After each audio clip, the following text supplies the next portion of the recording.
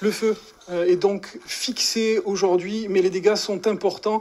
Regardez cette carte de la zone touchée par les flammes en rouge, les 7400 hectares brûlés cette semaine, auxquels se rajoute la zone orange, 13 800 hectares décimés en juillet. Évidemment, aujourd'hui, l'arrivée de la pluie est vécue par tous comme une délivrance, ou tout du moins un répit. Florian Ringuedet. Le bonheur simple d'ouvrir un parapluie. Assorti au vélo, hein. Un geste qui marque la fin de 5 jours de cauchemar pour les habitants du Mousteil, cette commune landaise partiellement évacuée en milieu de semaine. Ça nous rassure parce qu'au moins on va pouvoir rester chez nous. Voilà. Ça sera moins sec déjà. Donc oui aussi, ça sera bien aussi pour les incendies. Le soulagement des habitants, les sourires des sapeurs-pompiers.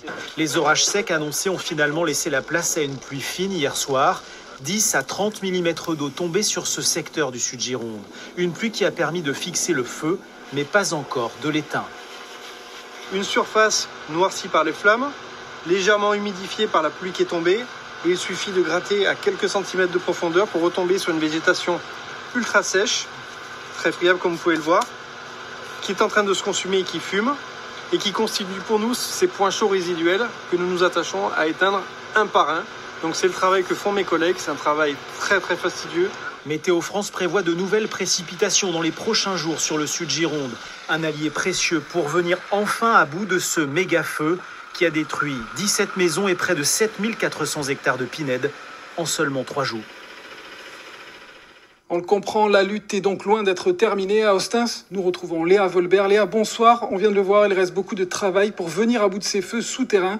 Les effectifs exceptionnels de pompiers vont-ils être maintenus dans les jours à venir ? Eh bien, Denis, le sous-préfet l'a bien rappelé tout à l'heure, le feu est fixé, c'est-à-dire qu'il ne progresse plus, mais il n'est pas totalement éteint. Le dispositif de renfort européen reste donc maintenu pour l'instant. 400 pompiers étrangers, auxquels s'ajoutent 40 pompiers envoyés d'outre-mer qui arriveront demain ici à Ostens. La météo permet toutefois d'envisager un allègement des effectifs.